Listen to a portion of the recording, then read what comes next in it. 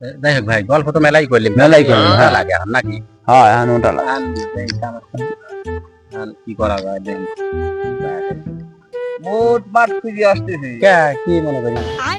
কি মনে করি গেছিলে ভুইনি দিবি। হ্যাঁ।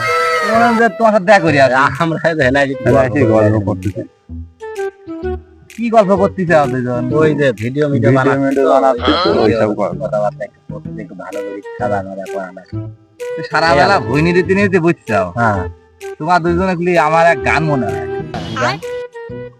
গানটা হচ্ছে আমার কিছু কবে না তো, যদি কওয়ার মতো না হয় তাহলে আর কব কেন? না যদি কিছু কথা হলে আমি কব না, না করলে আমি কব। আচ্ছা কল দে।